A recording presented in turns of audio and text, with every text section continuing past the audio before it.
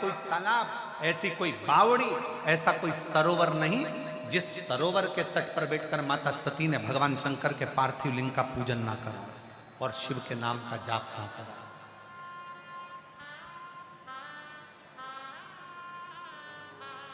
और जब दक्ष प्रजापति को मालूम पड़ा कि मेरी बेटी सती शंकर को भज रही है, दक्ष प्रजापति को लगा कि मैं तो अपनी बेटी का विवाह नारायण के साथ करूंगा, इंद्र के साथ करूंगा, जो सर्वश्रेष्ठ देवों में देव हैं उनके साथ में विवाह करूंगा, पर मेरी बेटी तो शंकर को भज रही है, शिव को। मेरी बेटी तो शंकर भगवान को भज रही है। दक्ष प्रजापति ने सभा में घोषणा कर दी, मेरी बेटी का स्वयंवर रखूंगा। सारे देवताओं को निमंत्रण दे दिया, शंकर भगवान के पास कोई निमंत्रण नहीं भेजा गया। शिव जी के पास कोई निमंत्रण नहीं था। प्रसूति ने, माता सती की माता प्रसूति ने हाथ जोड़कर दक्ष प्रजापति से कहा, बेटी का मन है वो शंकर भगवान से विवाह करना चाहती है, तो तुम इस स्वयंवर में शिव को भी बुलाओ। दक्ष प्रजापति के भीतर अभिमान बहुत आ गया था।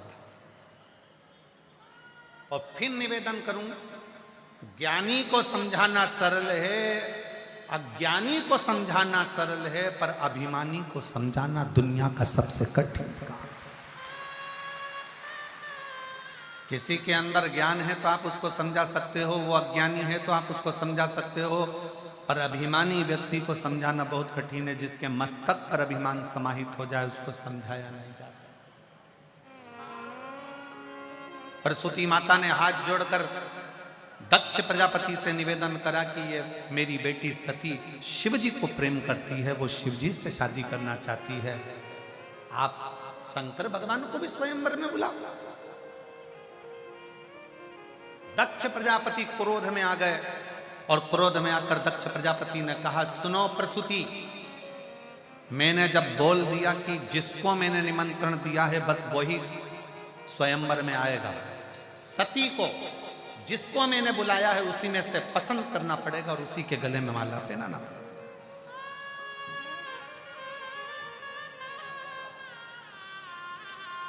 प्रसूति दक्ष प्रजापति के हाथ जोड़कर कहती है, मेरी एक विनती स्वीकार कर लीजिए, शिव को जरूर बुला लीजिए। जिसके घर में शंकर नहीं होता, जिसके दिल में शंकर नहीं होता, जिस पूजन में शंकर नहीं होता, जिसके मंत्र में शंकर नहीं होता, जिसकी आराधना में शंकर नहीं होता, वो आराधना नहीं मानी जाती। जिसका घर में शंकर नहीं होता वो घर नहीं शमशान माना जाता। आप 1000 माला भगवान की कर रहे हो, तुम्हारे मंत्र जाप की कर रहे हो, अगर उसमें शंकर का नाम नहीं है, उस माला के अंतर्गत उस मंत्र में एक मंत्र अगर तुमने शिव का उच्चारण नहीं किया तो उस माला का कोई मतलब नहीं है। तुम व्रत कर रहे हो, उस व्रत में भी अगर शंकर का नाम नहीं लिया है तो वो व्रत का कोई मूलता नहीं। शिव के बिना सब सुन। प्रसूति कर रही, मेरी हाथ जोड़कर विनय है, सती का स्वयंवर है, सबको बुलाओ, पर मेरा निवेदन स्वीकार करो, आप शंकर भगवान को भी बुलाओ।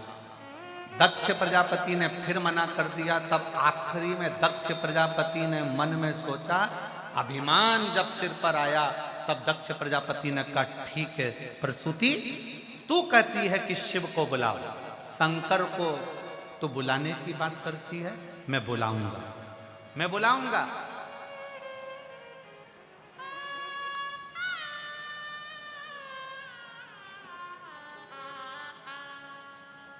दक्ष प्रजापति ने मूर्तिकार को बुलाया, विश्वकर्मा जी को निमंत्रण दिया।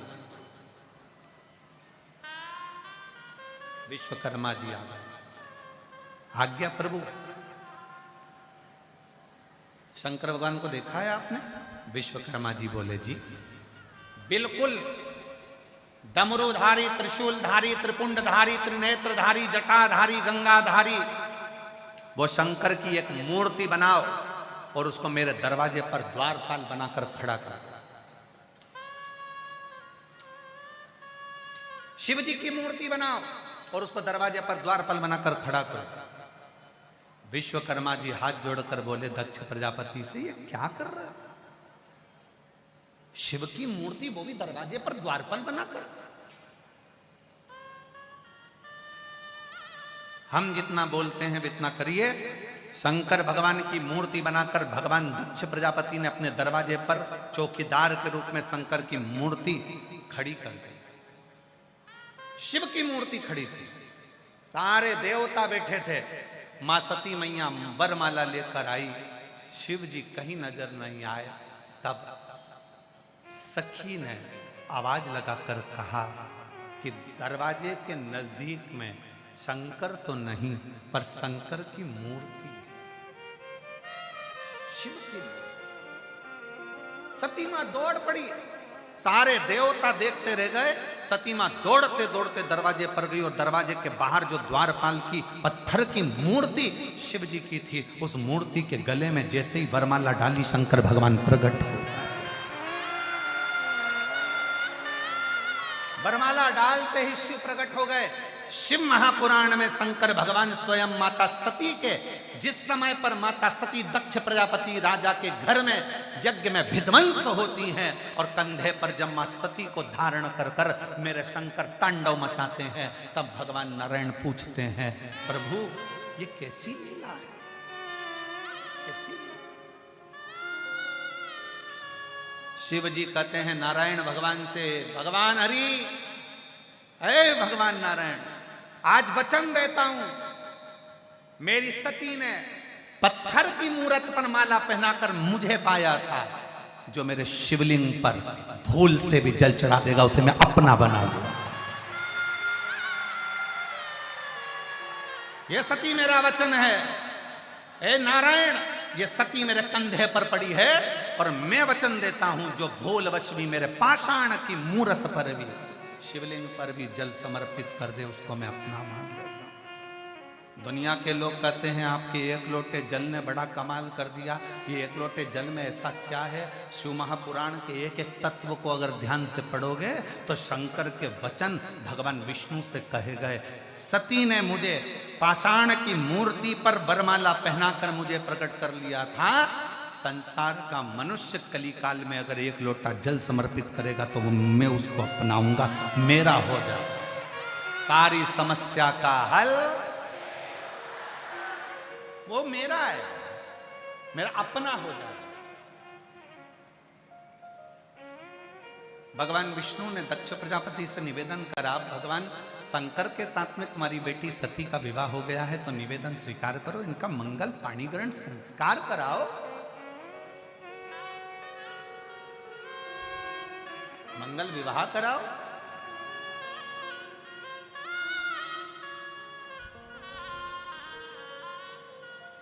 कई लोग प्रश्न करते हैं कि दक्ष प्रजापति का अपने दामाद से झगड़ा क्या था, अपने दामाद से लड़ाई क्या थी। शंकर भगवान का बार बार अपमान करते थे, उनको सभा में नहीं बुलाया, मीटिंग में नहीं बुलाया, अपमान करते रहे, उनको शमशान दे दिया रहने के लिए।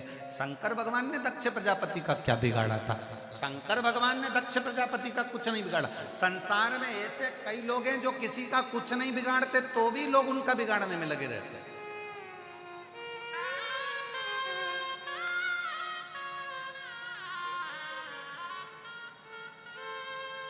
उत्तर प्रदेश के माननीय मुख्यमंत्री माननीय योगी जी ने किसी का कुछ बिगाड़ा? उन्होंने तो उत्तर प्रदेश को सुधारा, उन्होंने उत्तर प्रदेश को सुधारने का प्रयास किया, पर फिर भी ईर्ष्या रखने वाले उनके प्रति ईर्ष्या रखते। संत साधु सन्यासी तपस्वी साधक उपासक राष्ट्र के जितने जितने संत हैं जो भगवत भक्ति में रमे रहते हैं, वो क्या किसका बिगाड़ा? भजन, भक्ति। एक पाषाण की मूर्ति भी शिव को प्रकट कर रही। शिव, एक पत्र है, देखिए कितना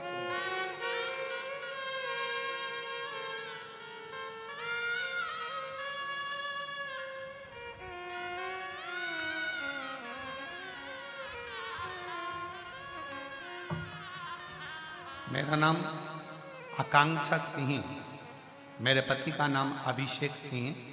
मैं लखनऊ में रहती हूँ। कहीं बैठी हो तो हाथ हिला सकती हैं। आकांक्षा सिंह, मेरे पति का नाम अभिषेक सिंह। मैं लखनऊ में रहती हूँ। कहीं बैठी हो तो हाथ हिला सकती हैं। आप ही हैं? आ जाओ, आ जाइए, एक बेलपत्र ले जाना, आ जाओ। लखनऊ में रहती हूँ। एक लोटे जल का मैं क्या वर्णन करूं। पत्र आप लोग एलईडी पर दिख रहा है आपको? जम के बोलो जरा। हाँ तो पढ़ना साथ में। गुरुदेव, मेरा पानी का काम है। गुरुदेव, 2019 से मेरा काम बंद हो गया। मैं बहुत परेशान थी। बहन के कहने पे मैंने आपकी कथा मोबाइल पर सुनना शुरू किया। पशुपतिनाथ का व्रत भी किया और मंदिर जाना शुरू किया। कर्जा बहुत था गुरुदेव, 25 लाख रुपए का कर्जा मुझे देना था। अब करूं तो करूं क्या? आप कहते हो शंकर भगवान पर एक लोटा जल चढ़ाओ, सारी समस्या हल हो जाएगी। मैंने भी बस वही विचार अपने मन में लिया कि सब दूर पत्रिका दिखाई, हाथ दिखाया, घर की दिशा बदल ली, दुकान की दिशा बदल ली, पर कोई फायदा नहीं हुआ। तब आखिरी में शंकर को एक लोटा जल चढ़ाना प्रारंभ करा। गुरुदेव, सीहोर चली गई 2023 में। 19 से परेशान, 20 परेशानी का, 21 परेशानी का, 22 परेशानी का, वो कर्जा बढ़ते बढ़ते 50 लाख तक पहुंच गया, पर कर्जा नहीं चुका। कर्जा बढ़ते जा रहा। 2023 आया, मंदिर में जल चढ़ाती रही और एक दिन सीहोर चली गई। सीहोर में रुद्राक्ष महोत्सव चल रहा था। मेरे पास किराया तक नहीं था। कैसे पहुंची ये बाबा के ऊपर है। 800 रुपए मेरे पास किराए के बाद में बचे थे।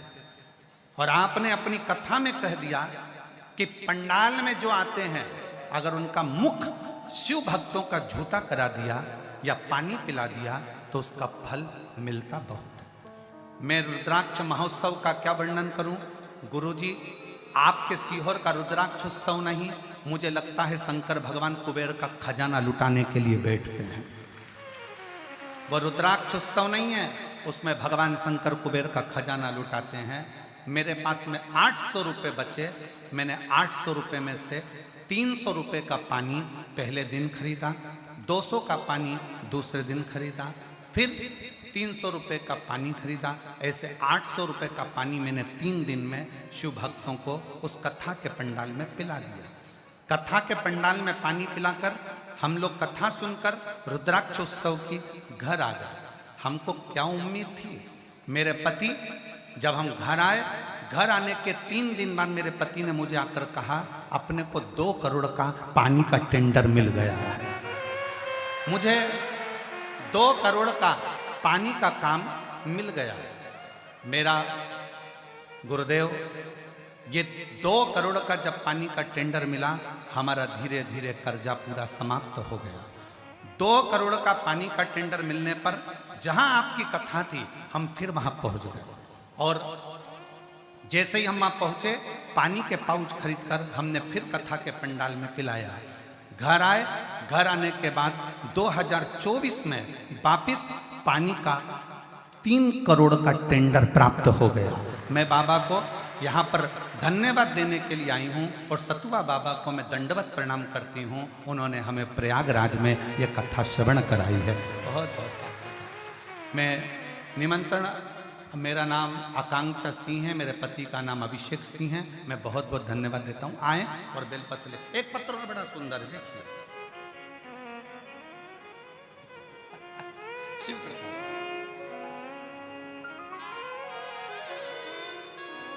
मेरा नाम पल्लवी कुमारी, पति का नाम मृत्युंजय कुमार। मैं